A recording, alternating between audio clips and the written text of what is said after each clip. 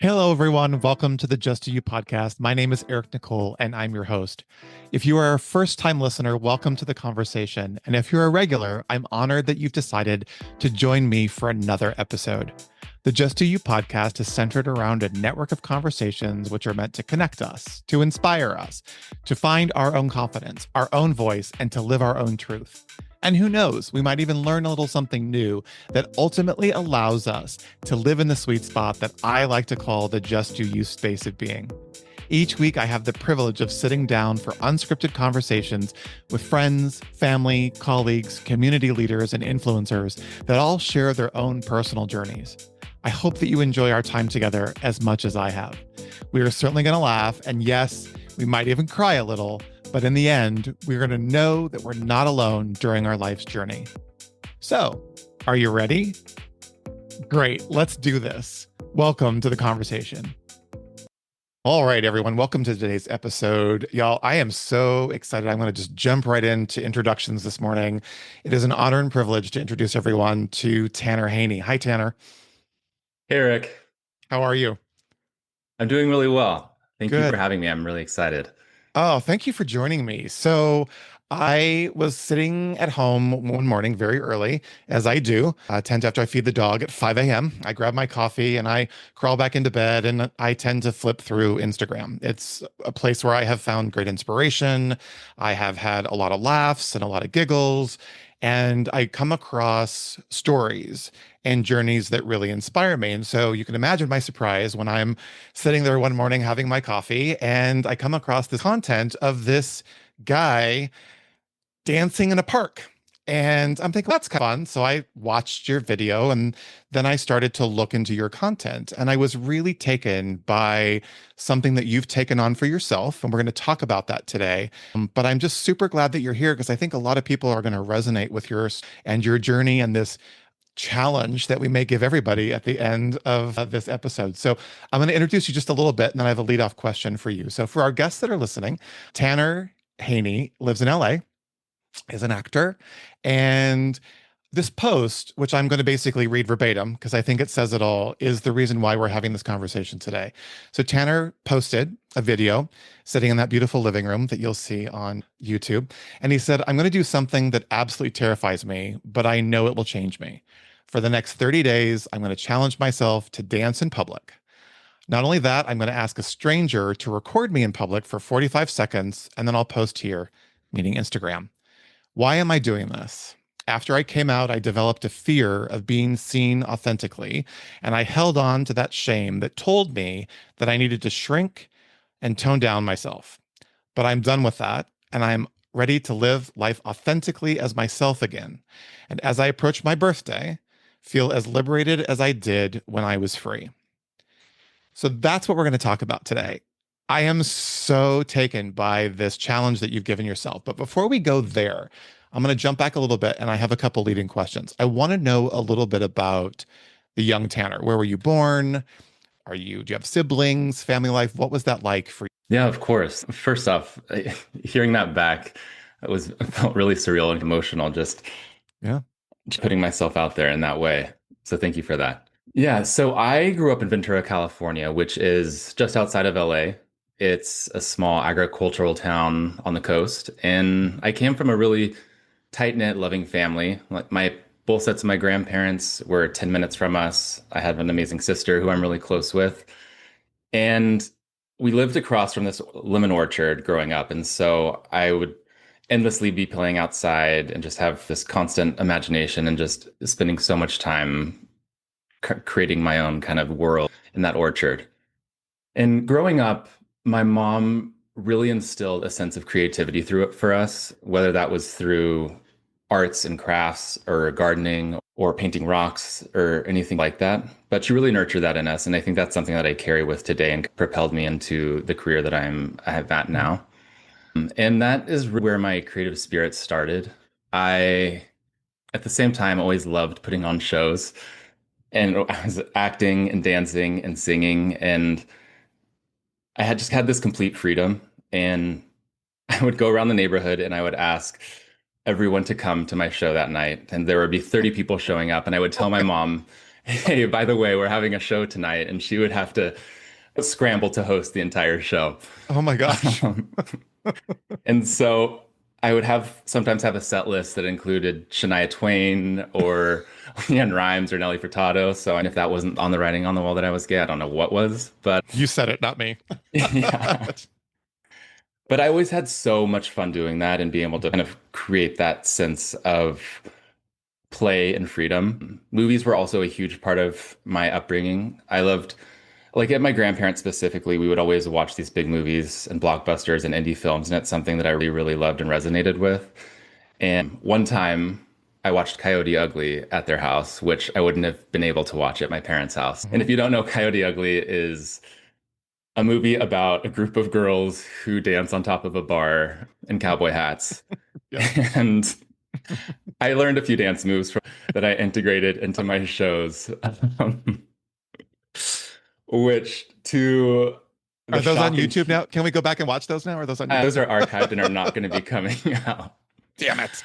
But I integrated those into my shows, and sometimes my parents' friends would be there, and I would use some of those dance moves on them, not Mhm. realizing how provocative I was being.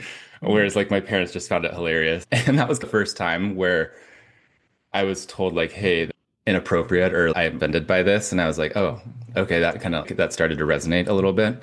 And how old were you at that time? I think maybe 7 or 8. Okay. So before you continue, go back a little bit in those moments when you were performing, let's say, and you were about to step out in front of these 30 people that you invited to your home, which I find hilariously amusing. What were the feelings that you were having? Were you excited? Did you have any nerves? Or was this that typical childhood, super free, nothing matters, there's no judgment, I'm just going to do me? Yeah, I would I would really look back at that time and I felt complete freedom. I was feeling excited for this opportunity to be creative and to perform. I was never once thinking about how I would be perceived or seen or what people would think. I just completely made it my own. Like for a Mother's Day show one year, I was dancing on top of the swing set and I rip open my shirt and my sister had painted on my chest, Happy Mother's Day. So nothing was off the table and Nope. nothing. And it was always just so much fun and so joyous. And my parents were always supportive in that. And so I felt this sense of freedom and confidence in myself from that. There is a really powerful message inside of that, which is you felt joy and you felt freedom. And that's something that we will talk more about throughout this conversation. But I've been thinking a lot about lately, especially given the kind of environment that we're in, is that the joy seems to fleet. And so when we can find those moments, even as adults, they are few and far between. And it takes something to continue to perpetuate those feelings of joy and to keep it going. Yet when we were kids, I remember silly things like we lived in a house that had this wraparound balcony, and you had to walk around this balcony to get to the front door, and it hung over this ravine. And I remember my friend and neighbor Colin would come over, and we got the giggles and laugh so much by shooting the Matchbox cars off of the deck as they fly down into this ivy covered hillside. But we would laugh for hours at doing something like that. And my mother, not judgingly or meanly, would come outside and she'd go, okay, you've had your fun. Now go down on that hillside and pick up all those scars and bring them over. Oh, mom, all that. But there were moments we buried his Micronaut village one time in the backyard, went away for summer vacation, came back and it was covered in grass. But those times that we just laughed and were silly were some of the happiest times of our life. And then something happens along the way and we lose that. And we get to adulthood and those joyous moments are few and far between. And I think that's sad. But you're bringing that back though. And that's the thing that I love and I think is so powerful. Yeah, thank you. Yeah. Yeah, I So think. I do have to get the vision of you ripping open your shirt. Happy Mother's Day, though. I would have loved to have been in the audience in Oh, that oh my. moment. Oh my gosh, that's awesome. But so to go back there, I don't want to lose that space. So obviously, super supportive of you, sister, super supportive, and that must have been and just felt so great to have that support of the people you care about. It really did. And like looking back at that now, I feel so fortunate that I had that support growing up from every kind of loving person that was surrounded by me. I know not everyone has that. So to have Yeah. that and be able to be embraced for doing something that is a bit outside of the box feels Now, were really you like that special in, even were you now. like, yeah, sorry to interrupt. Were you like that in school, or was this kind of an at home in the safety of that space? Were you also going and gregarious at school? I was to a certain extent. I think there were moments where I was a bit shy in certain situations. I think, for example, I did Taekwondo for a while, and I was so scared to test to accelerate to the next belt Mm. level. And so I never really made it to that next level because of I was so frightened in that moment, which is interesting What because was that? What was the fear? Do you know? I think maybe the pressure of not succeeding or maybe Mm. failing and not making it to that next belt level, which feels so innocuous now, but I Mhm. think in that Oh, we all time were I there. was, yeah, It was piano for me, so I get it. yeah, Yeah, it was piano. Yeah. Yeah. yeah. Interesting.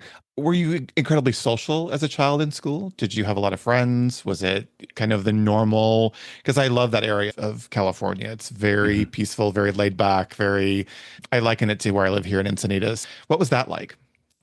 Yeah, it was great. I was surrounded by friends. I was very social in school. I got sent to the principal's office a few times for talking too much.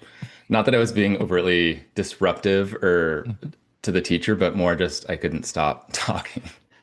Yeah, but then there were other, like I said, certain situations where I would get really shy and closed off. But I think Mhm. that would bleed into, or my ability to perform would bleed into school situations and play in talent shows and that kind of thing.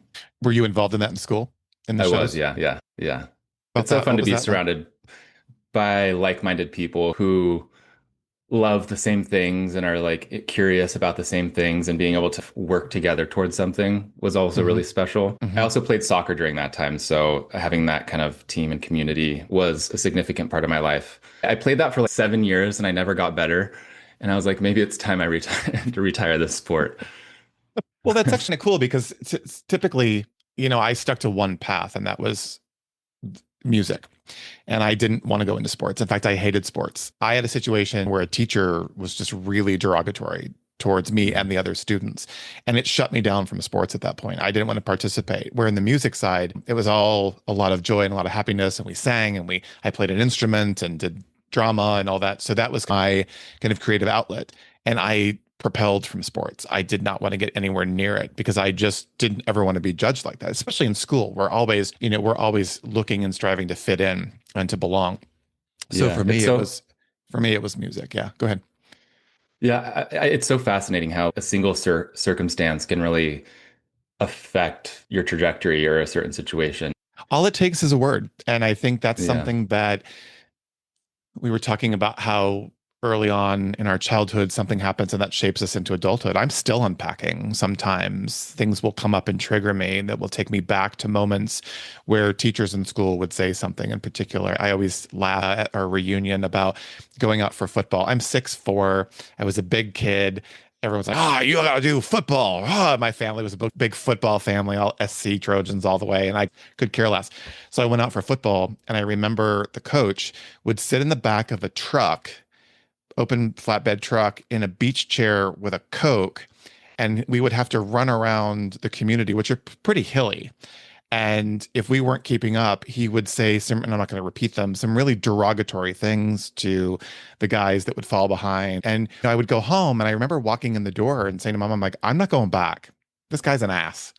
And at the time, I still was, for me, dealing with my sexuality. I knew something was different. I knew there was something that wasn't quote unquote normal, like my other friends that were interested in girls. And so for him calling us those names, it really triggered me. And there are moments still today, I'm 58 years old, that will trigger me. And I'll have to unpack and go, oh, that takes me back to so and so in high school, running behind that damn truck. And so I don't necessarily think we ever forget those things. And they certainly do shape us. A lot of times, though, it makes us stronger people. We don't realize that in the moment, but in our adulthood and in our later years, it almost becomes our strong suit in how we were able to combat and to deal with those moments. I Yeah. think in the moment it's tough, right? And in the moment it's hard. But the fact that you were playing sports and in music and you're incredibly gregarious is what we would have termed at our school one of the popular kids, which also comes with its very own set of circumstances. So that was through high school, yeah. So junior high school, same. That was all pretty young. Uh, We had moved to Southern Oregon, and that kind of started. talk about that.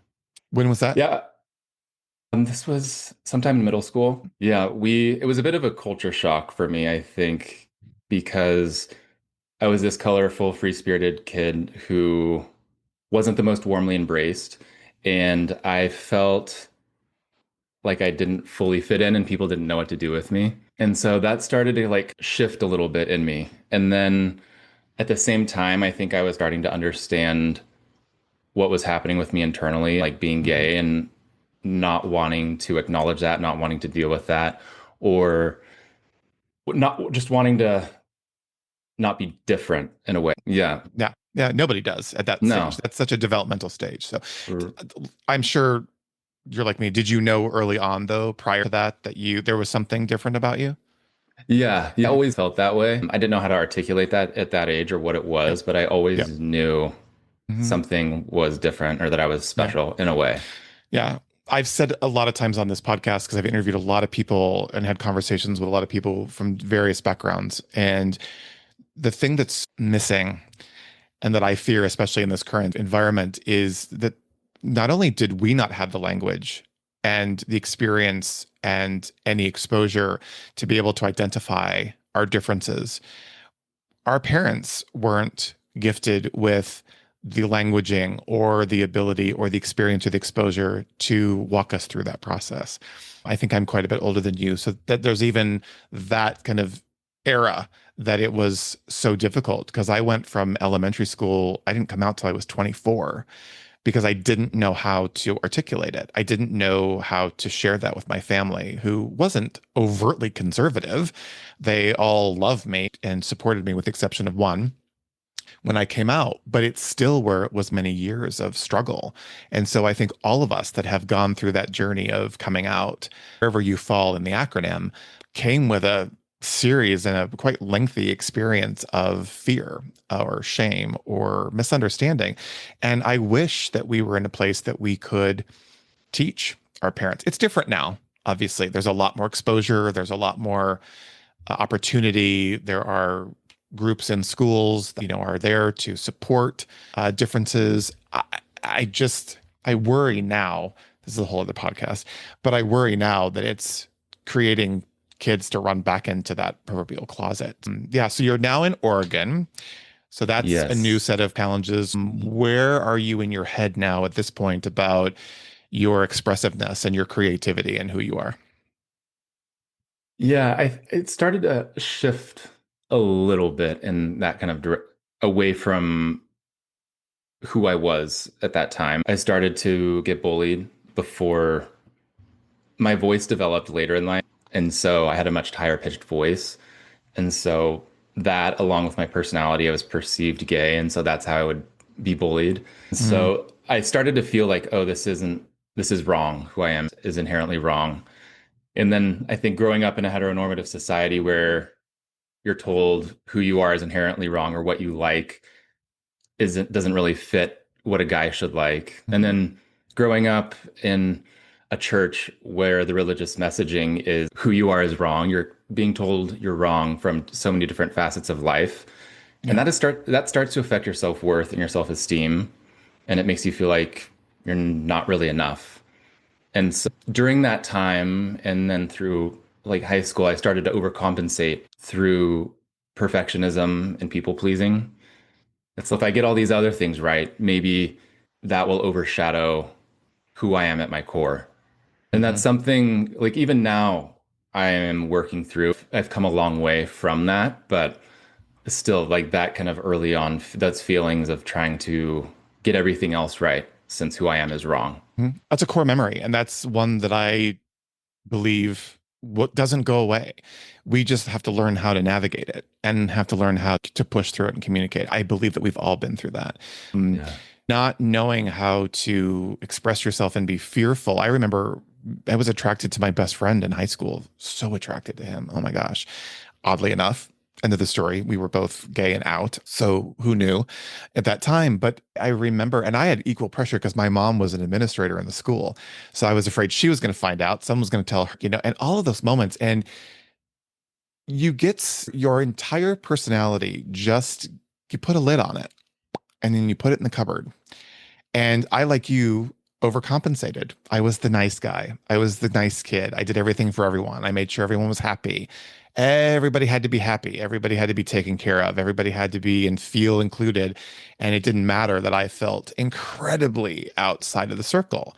And that lasted quite a while and through college as well until I came out. And then there was a whole other set of circumstances to deal with. But I get it. And this conversation is taking me right back to the quad at La Cañada High School in 1982, which still is pretty vivid. And to not only having taken yourself, though, from your set of friends and your set of core memory and experiences being born and then going through middle school, you now in this new spot in this new space, and you're basically having to prove yourself all over again to create those new friends. And now you're even more conscious of the fact that you're different and not having the ability or the words or the support everybody can relate to. All of us can. And Yeah. yet we all feel so alone. Isn't that strange that so many people are going through that same thing? Probably people in your own school that you didn't even know are going through that same thing at the exact same time. And yet they feel so alone. Yeah. Yeah. Wow. It's interesting. How, It kind of makes this hyper awareness or the self consciousness of, am I saying the right thing or doing the right thing, or how will this be perceived? what did you think would happen if you were found out without being the one to be in control of how you came out yourself? Was there a fear? Yeah, there was a fear. I think it was a fear of being judged and not accepted. What is that like for you? What did that mean if you were Gen X and not accepted? Or was that just a thought? Do you know what I mean? Yeah, I think it just meant that I wouldn't, if I, because I hadn't accepted who I was Sure. personally and I hadn't like acknowledged that. So I felt like maybe if the rest of the world knew, then I would never fit in, whatever that may be. Yeah. Scary time. Yeah. Where did you find your joy during those times? Because you obviously did. Where did you find some joy for you? I started to find joy in swimming, competitive swimming. I would swim year round, and it was a way to block out the world and it's just you. And it was a really special time because I was a decent swimmer, and I was just talking to this about someone, but like I was looked up to in a certain way, and I was the captain, and that felt like special for me during that time. But I think on a personal level, I was thinking about this recently, is it allowed me to just be present and not think about anything else, block the rest of the world out and just be free and just go. Did you swim all through high school? I did, yeah. Uh-huh. Yeah. Yeah. Captain that you are.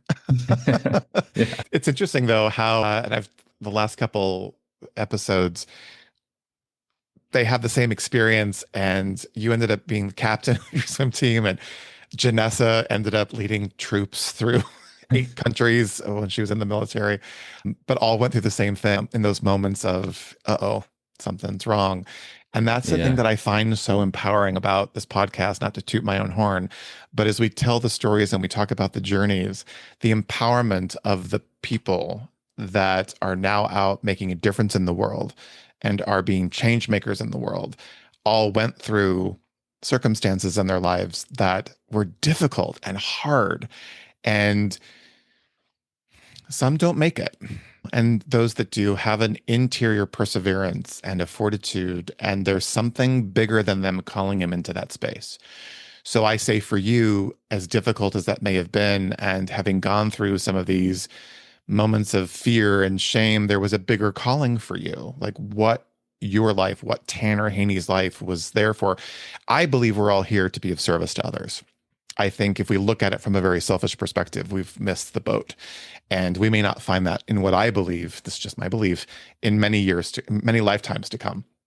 But we're all here to be of service, who we are for the world and for our friends and for our family and for our jobs and the viewers of your work as an actor, you're serving them. And that is really special. And when we can see that is why we're here and who we are makes a difference. Our words matter, our choices matter, and we're really responsible for that. Like I think you're doing in this current project that you're working on is really powerful. That time where you're swimming and it's solitude and it's just you, as I hear that, was a moment for you to really be with you and to get to a place where Tanner was going to accept wholeheartedly and fully, no matter the process of what it takes to get there. But in those moments, which just you is a great time to just be with you. Because hence the name of this podcast, we have to just do ourselves now. And when we do us, and we live authentically, and you talk about that in that first video, that what you want to do is live authentically and be the person that you were when you were free. That to me is why you're here, is to show us, and you're showing me. I'm telling you, every time I watch the video, I start out, and we're going to talk about it in a minute, but I start out hyperventilating and then I get to the joy part and then I get to the relief and then in the dance video and then I go to your video where you're sharing your experience and I am right there next to you. I am walking down that street or sitting in that cafe or wherever you're at sharing that story and my heart's beating. I'm palpitating because I'm like, God, that was powerful. And oh my gosh. So that to me is the power. That's why this podcast came about. When I had tried to launch this podcast for 2 years, and honestly, Tanner, I think I said this to you on the onboarding call. I'm like, is anyone going to listen? Does anyone care? Is anyone going to resonate with the stories of my guests? What are the stats going to be? Because I'm a planner by trade, right? So I do for a living. I look at spreadsheets and statistics and budgets. So I'm really about the numbers. And we launched the podcast and I'm looking at the numbers and the numbers aren't there. And I'm starting to judge myself. I'm like, oh God, no one's listening and this, that, and the other. But there have been circumstances and experiences through this process of being now in season 2 where I've heard from people who have said the story that you did with Archer or the story that you did with Rebecca changed my life or changed my perspective. That's going to happen with this episode. And so I had to step back and go, this isn't about you, Eric. This isn't about whether you think it's going to happen. So we have to be very conscious of ourselves. And I had to like get out of my own way and say, okay, who's next?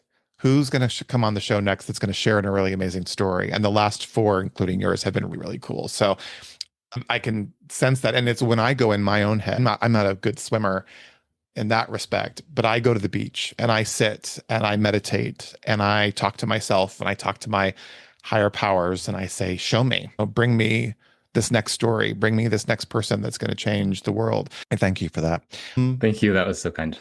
Yeah, no, I'm serious. And we could transition to it now, but I think watching you, I don't know you well. Obviously, we've just met, but I feel like I know you and by your content and you can't see it. But as I watch your videos, and I love the fact that you do the dance first and then post the experience, and you don't say anything about the precursor necessarily to the dance. Watching that and experiencing you share what you're sharing and what it's doing to you, you can physically see the shift in who you are from day 1 to now. I think today's day 14. You can see the shift. I don't know if you can see it, but your viewers can see it. And so that to me is like that shift when you come out and you're finally out and you've come out and now everybody knows. And now you have to deal with your own story that you're making up about your own coming out. So with your permission, I want to talk about that for a second, because that leads directly into, I think, why you're doing what you're doing, because you talked about the shame. If you don't mind, when did you come out? Do you mind me asking? No, not at all. I came out my sophomore year of college. Okay. Yep. And were you in Oregon still for college, or did you I come back was, yeah. to California? Okay. Yeah. Small school, big school, It party school? was What was that like? it was a big sports school, the University of Okay. Oregon. So I had Oh, okay. really had the kind of quintessential college experience. I met all of my best friends there. I had Were the you a most frat amazing boy? time. Were you a I frat? Did you get? was. I knew it. I knew it. I wasn't full frat, but I participated for sure. Sorry, that was And not judgmental. I just was there's space to judge, so it's okay. a little bit. Um, I'm just jealous because I didn't do that when I went to USC. I'm a little yeah. jealous. Yeah. Yeah, but I came out my sophomore year. Okay. It started to become more apparent this isn't changing. So I just need to acknowledge it and accept it. And so I first came out to a few friends and kind of instilled a confidence in me that it's okay. And that felt really special. And that kind of gave me the confidence to come out to my family. So I was in college and my my parents had moved back to Southern California as soon Oh, as I okay. graduated high school. And so I decided to write them a letter, which I go back and forth about how I came out to them, but I think at that time, I think it was like allowed space for both of us to feel what we needed to feel in that moment and process individually without having to regulate the other person. So I sent them a letter and I waited what felt like forever. Mind you, it was only a couple of days, but Did you mail I this letter? Was this a I mailed mailed this letter? letter. Yeah, it Okay. was, Old yeah, school. Okay. handwritten old school. And I was so terrified because I Yeah. think to share this with them. And they were always so loving. I have a gay uncle. I have a sister that I'm so close with. Like, why is this something that feels Mhm. so challenging? Did you really dig into that? Why do you think that you felt it was so challenging? I think it was, I just wasn't sure how they would react. Or Yeah. I think maybe on a deeper level, scared that they would react negative. Sure. Yeah. Understandable. Yeah. Yeah. And No, go. so I mailed the letter. I waited. And then they got the letter and I got a text. And it said, "We got your letter. We love you so much and support you. We're just taking some time to process this." And that felt like a relief. That wasn't the end of our conversation, but it felt like, okay, my parents are processing this. This will take some time, but I'm still loved and they haven't ostracized me like I Mhm. maybe thought they would. And so over the years, we had a lot of conversations and they were challenging years and sometimes it was easier. But I think with parents, I think they have an expectation of a future for their children's lives, and they have to mourn what that future might have looked like for them, and that takes Mhm. some time. It And does. I understand that and acknowledge that, and I'm really grateful that I had parents that like did the work to get to that point. Yeah, I think it they really showed up for me and like we grew together and that really deepened our relationship in a way that was Mhm. really special. Mhm. And we were able to like love each other in a new, more developed way. And that Mhm. feels something that's really special for me. Yeah. It's not only special, it's important, Tanner. And I think I have to give parents credit because there's no manual. There's no teaching guide, right? They learn by experience. They learn by going through moment by moment. I also think they learn by what they were told or what they were taught or what they saw or what they've seen or what they've been experienced or exposed to. And is coming out a big deal? Absolutely. It's a huge deal for you and for them as well. But for you, it's the big deal, right? It's really the big, this is about you becoming authentic. But parents aren't equipped necessarily to deal with that, let alone are they equipped to deal with other situations that may come out. Do you know what I'm saying? There's a myriad of things that parents are having to deal with that they're not necessarily equipped to deal with because there's no handbook. I think the LGBTQ coming out process gets amplified because of what is out in the world, right? Of the misunderstanding of who we are as a community, right? We're no different than anyone else, yet the way that we're portrayed is incredibly different. It's just not true. And I liken this to if if there was a common understanding that the LGBTQ community is simply an identifier, that we are human being at the end of the day, and we have the same challenges and ups and downs as everyone else, and take it out of the marriage realm, take it out of the who we love and all of that kind of stuff. As a human being at the end of the day, we're the same person. And I think that's where we have to start. So I'm with you. When I came out, I was terrified, terrified. I knew for a long time that I was gay. I didn't like you didn't know what it meant. I had a crush on my best friend. I then transitioned to have a crush on my girlfriend's father, who, by the way, was a swimmer. I don't know what it is about y'all swimmers, that swimmer body. And we'd go over to their house after football games, and he'd be in his bathing suit, and I'd be like, "Hi." It's just that was the moment, when I knew. But coming out to my mom was the most difficult thing because I was afraid she was going to reject me. My parents were divorced. She was my everything and is my everything to this day. My best friend. When I came out, my fear was so palpable and so powerful, and I had hid it for so long that I did a course called the Landmark Forum, which is a personal development course. And on the Friday of my course, I stood up in front of 300 people and I said, I'm gay. I don't give an F who cares. I'm tired of hiding it. And the entire room turned and stared at me. It was like a bad TV show or movie. And I, in that moment, panicked. I was standing on a chair. I'm 6'4", screaming at the top of my lungs. And I remember looking around the room and seeing all eyes on me. And I thought, what have I done? These 300 people are going to ostracize me. And the thing that happened was that people came up to me and said, mothers came up to me and said, and crying and saying, thank you for sharing and being so brave. I now know that I've got to have a conversation with my daughter who's struggling with her sexuality. I had a biker guy come up to me, and 6'7", huge in a leather jacket. I thought he was going to beat the crap out of me. I'm 24 years old. And he said, he goes, I used to hate expletives like you. And from you sharing your story, I get to see that I've made up a whole story about your community. And he goes, can I give you a hug? And I'm like white and deer caught in the headlights. But those moments made me realize something. And it wasn't until many years later that I heard the definition of the word fear, which was false expectations appearing real. Exactly. That's Yeah. all fear is. So my fear, your fear, everyone's fear of whatever that is just a false expectation of something that appears real.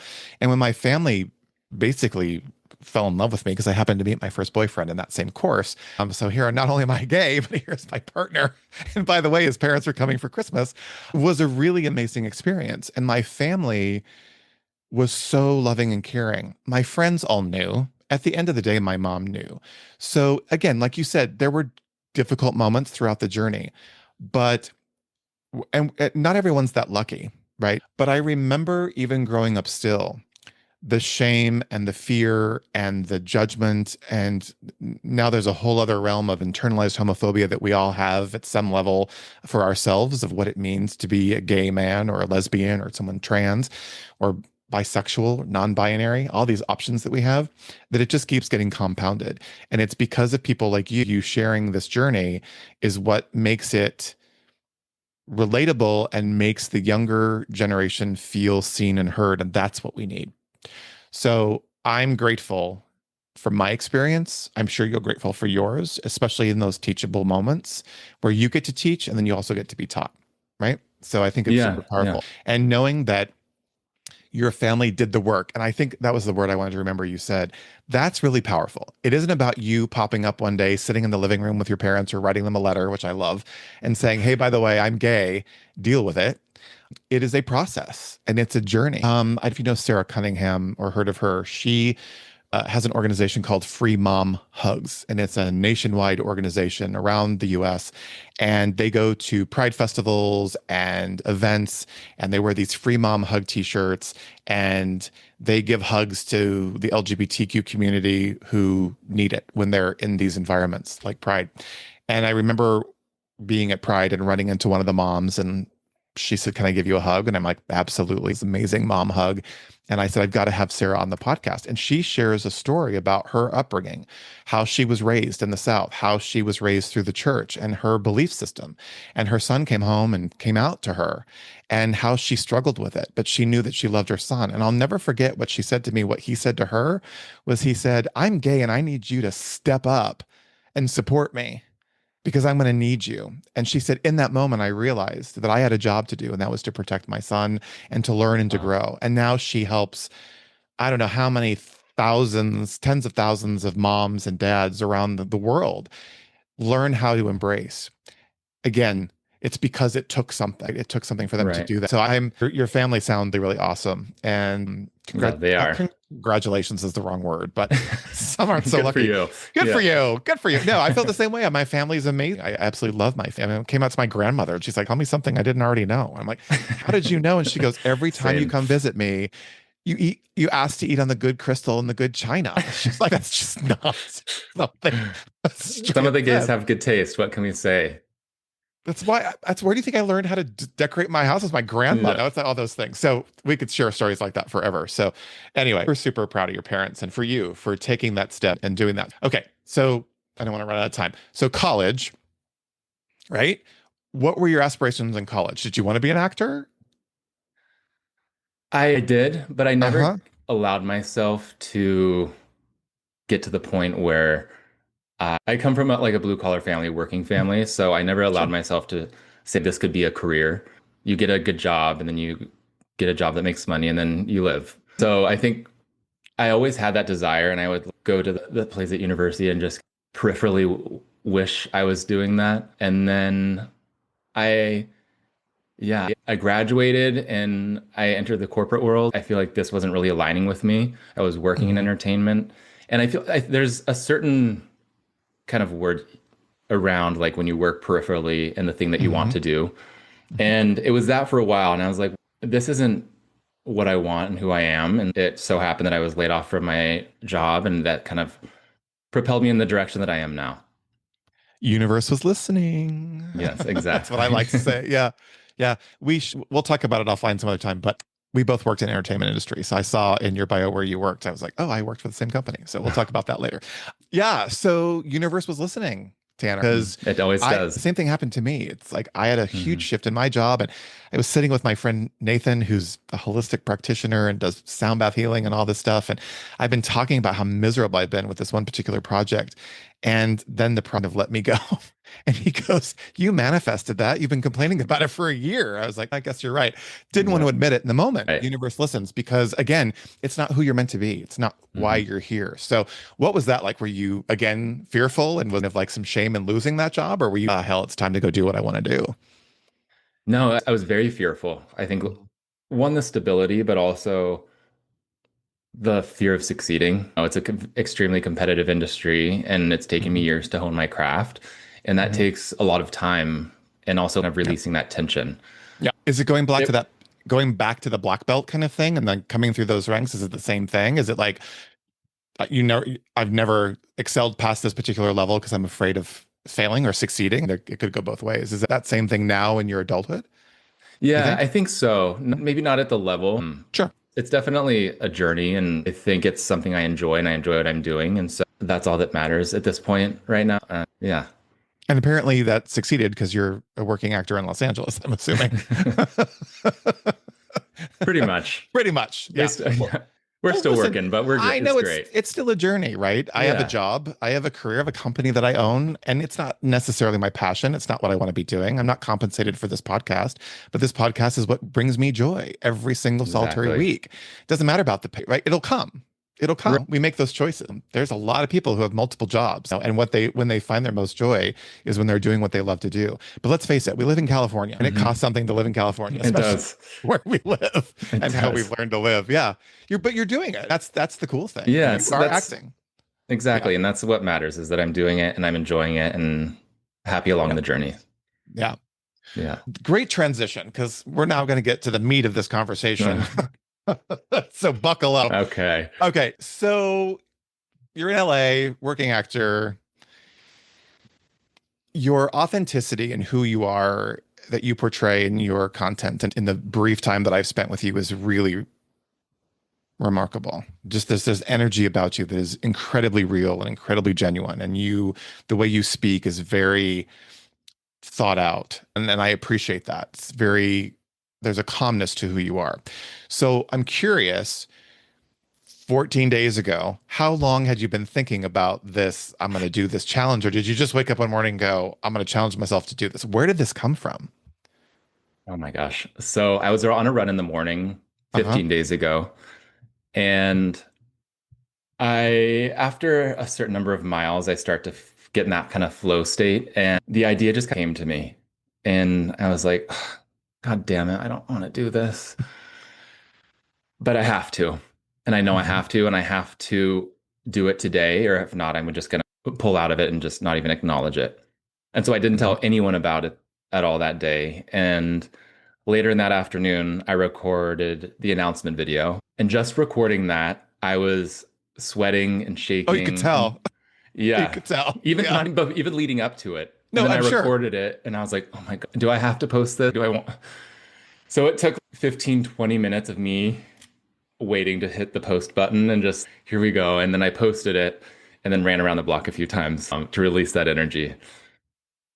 And that Was kind the of fear Was the fear, hold on, was the fear back there again? Because I think this is an important full circle moment. Was that fear back? Are you going to be judged again? Are people going to judge you? I'm not going to assume, but yes. Yeah, I think I was so scared of having to put myself out there in this way. I wouldn't Uh-huh. typically post this kind of content online, and having to go up and talk to a stranger in a situation where not everyone else is dancing feels very vulnerable on another level for me.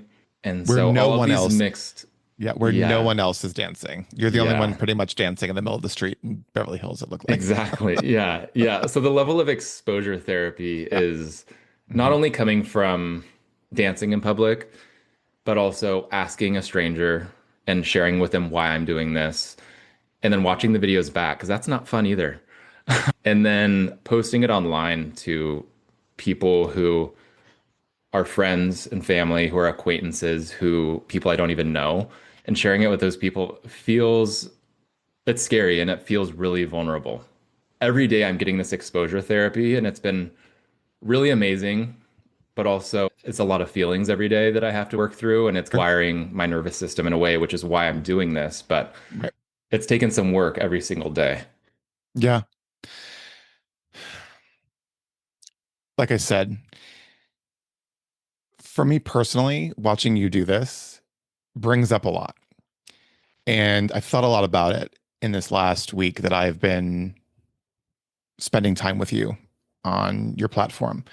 And what I think is so powerful and so almost provocative is you're challenging other people to do the same thing without challenging them to do the same thing.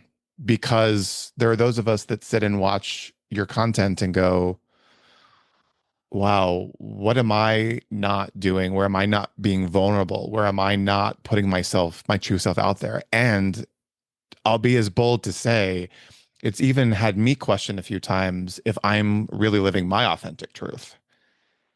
I try, Wow. but am I? Sorry, it's going to get me emotional. Am I living my authentic truth? Because it's causing me to look at you and say, wow, what does that feel like? What is that like? What's going through your, so my thought process with your video is what's going through your head? What's going through the head of the person that's recording you, that you've asked to record you?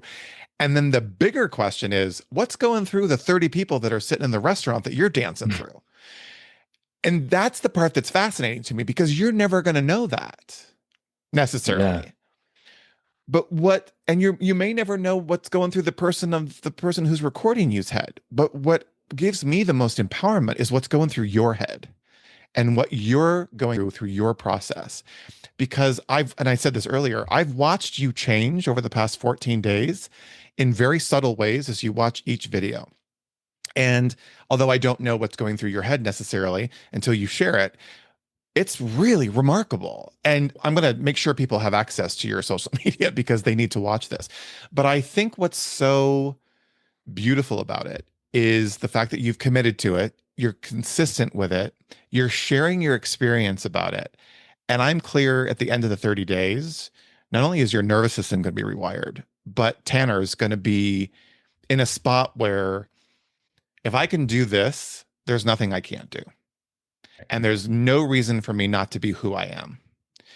Because I think there's those of us, especially, and I keep referring back to this current environment that we live in, where we're under attack, where things are being said, judgments being handed down. Members of our community are terrified to even go outside to live their truth. We just went through Pride in Los Angeles. Pride happened all across the country. We just went through Pride here in San Diego. And this has been a really cathartic moment this last 2 months, watching our community shut down. Some, others rise up, and others are out there fighting, and others are out there scared and not knowing how to move. And there's got to be a middle ground. And I think in being able to see those that are out fighting the fight and those that are out sitting at home and afraid, maybe in that kind of happy medium, for having those people see that is where it's going to get them out of their fear. So everybody needs to watch your videos. And everybody needs to sit. I'm not just saying that because you're on my podcast, Tanner. I don't have to say that. I want you to really get this, that I want everyone to watch the video because there's something that they're not doing in their life that they want to do that they're afraid of doing because of whatever reason. And they're going to see that video and they might not, but they might just take a stand for themselves and say, all right, if Tanner can get out there every single day for 30 days and dance and be self-expressed and be himself, then I can do X, Y, and Z. I want to Yeah. know how that makes you feel because I know you're doing this for you. Have you thought about that at all? What it's doing for other people? I Starting this, I didn't think about that at all. I Hmm. wasn't sure what the response would be, but hearing you say that in the messages that I have received and about Hmm. how it's inspired people has been really remarkable and motivating. And I wasn't meaning to make an impact on however many lives, whether that's 5 or 10, but it feels really special to be able to be myself and share a part of myself and have that kind of wash over into others and look at their life in a different way. And that feels really special because when I ask people, sometimes we have a really amazing conversation and it ends in a hug. And other times it ends in judgment for me asking them, and then they have to record me, and I Hmm. have to dance while they're judging me because they didn't want to record me. And Really? so, You've yeah, had yeah, that's happened really? a few times. Wow. Yeah, yeah. But it feels really special to be able to share this with the people close to me and to Mhm. feel their love and support and to see, for them to also see the change in me and the Mhm. impact that I'm having on myself. What do you want to get out of the end? What, let me rephrase that. A little tongue-tied. What do you really hope to get out of this experience on day 31? Like, where do you see that conversation going for you? I th Yeah, I think just feeling that equanimity in my body and not being fearless and feeling liberated, maybe not to the degree that I will when I was in my childhood, but I definitely feel I will feel different. And I'm already Mhm. starting to feel different. I notice myself speaking to strangers more or complimenting people or doing something to that degree more than I would have previously. So it's fascinating how it's impacted that. You remind me of a friend of mine, new friend. I met her last year, and I love to dance. Dance like weddings and school dances and stuff. I dance around the house. Sometimes when I have to get up and make difficult converse or phone calls, or I don't want to deal with a client because they're being nasty, I will turn on music, mostly Dua Lipa. She's my girl, and Love. Yep. I dance around the house. I love it.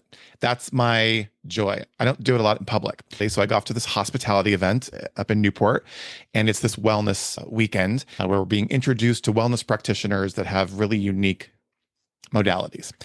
And yeah, things like chairs and meditation and yoga and all this stuff. And there's this beautiful girl there, and her name's Carolina. And she's wearing these really flowery, almost hippy dippy, flared like workout pants and this hair that's just everywhere. And she's gorgeous. I have no idea who she is. And she comes over and she's, hi, I'm Lena. And I'm like, hey, I'm Eric. And she's like, I'm hoping you'll come to my class. And I'm like, oh, what is it? And I look over and she's got this little sign that says BU Disco. And I'm like, BU Disco? What's that all about? She's like, come and find out. So we go down about an hour later. It's out on this beautiful lawn overlooking the ocean. And there's this table with all these headsets. And that's it. And I'm like, what's this going to be? I'm thinking, oh, it's a guided meditation. Okay, get it. You disco, like, what is that? Okay, cut to the chase. It's this free dance, this guided meditation with music that she leads you through. She's got the headset and we've got the mouthpiece. And I'm standing around 40 strangers, with the exception of two. And I'm all of a sudden standing in a petrified mode going, we are about to dance in public, in front of strangers with all these people laying out by the pool in their pool chairs looking down on this lawn. And sure enough, she leads us through this experience. It was an hour. And I got to tell you, it was one of the most profound moments that I've ever had in my entire life because we weren't allowed to speak to anyone. Now you have to remember, we were all coming together as a group of industry professionals, had never met. The way we met was through silence and dance. And what I love, because I'm an observer, I love to watch people. I knew that ultimately I'd get into the groove of it, and I did, and it was just silly, and we're dancing around. But she would have us express ourselves. How do you express love in a movement? How would you express yourself to say hello?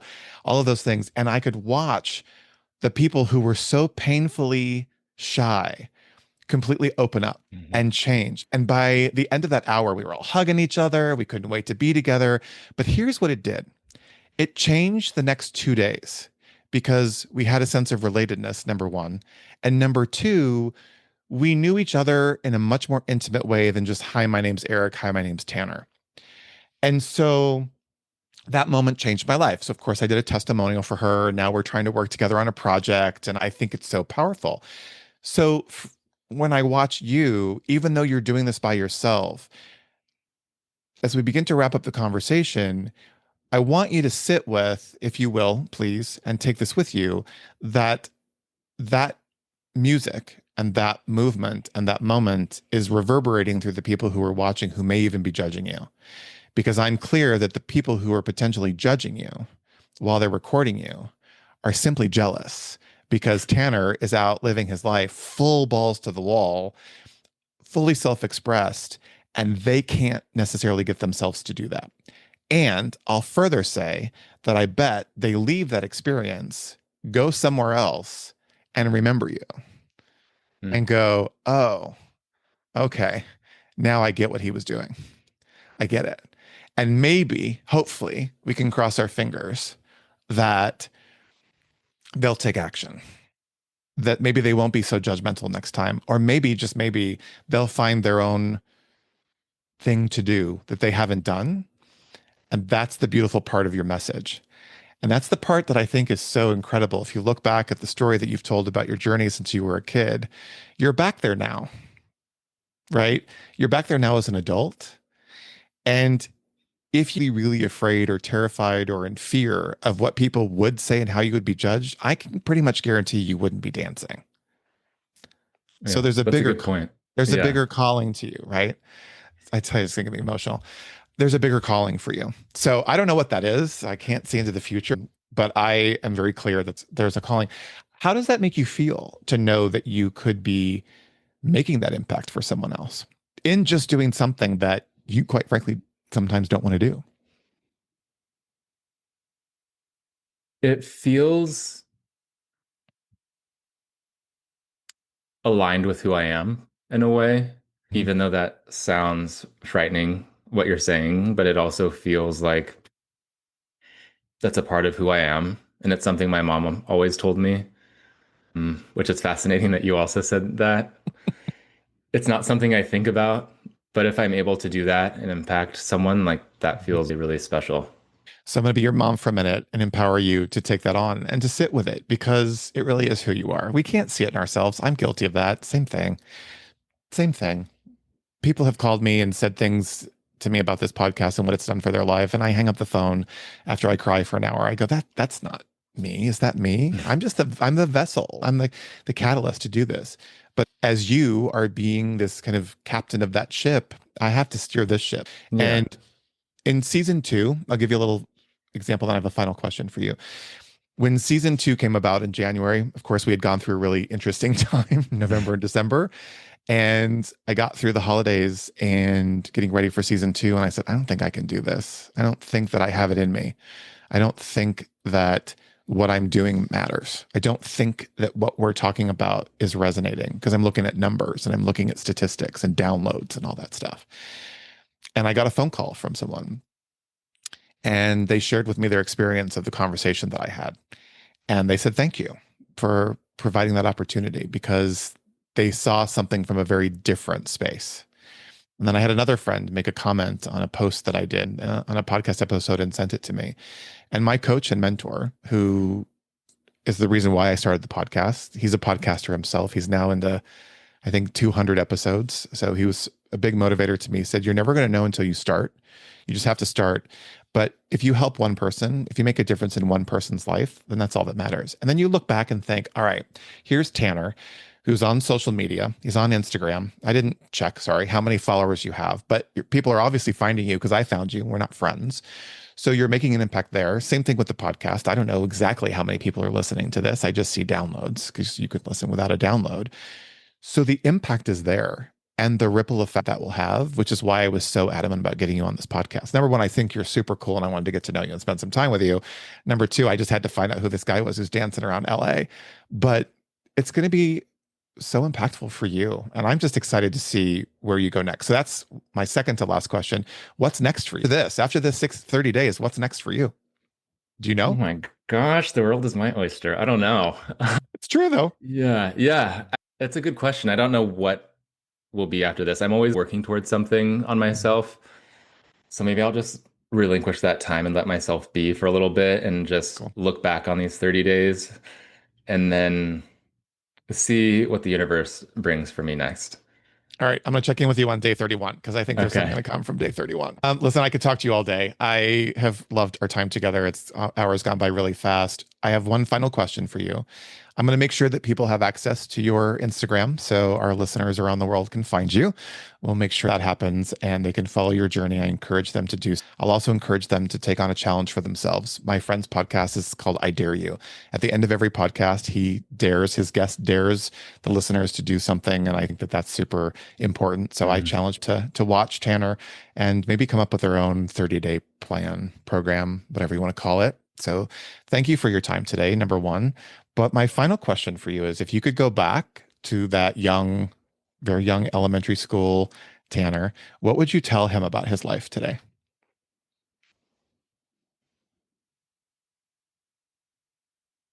I would tell him that his life is really amazing and life had a number of challenges, but it doesn't change who you inherently are. And never lose that childlike sense of wonder and that freedom because it's there. We just have to grow that seed and grow that, water it and nurture it, and we'll find it again.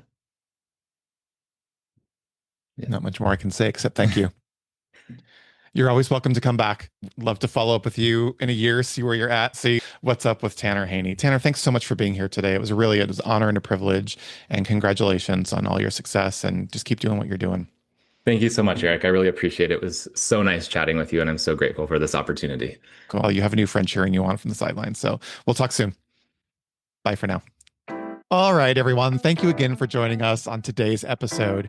I hope our conversation resonated with you like it did me, and I cannot wait to sit down with you all again next week. Remember to subscribe to the Just Do You podcast on your favorite platform so you can make sure not to miss a new episode, which drop every Thursday. If you like what you hear, you can easily share the podcast and episode directly with your friends. And if you would, rate us and leave us a review. We'd love to hear from you.